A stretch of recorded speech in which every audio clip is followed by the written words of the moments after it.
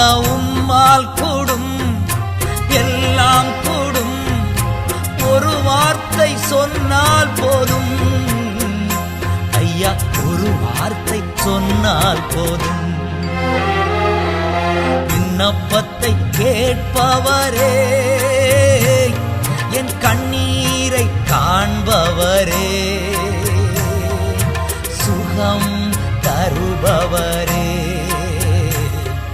ஸ்தோத்திரம் ஏசையா.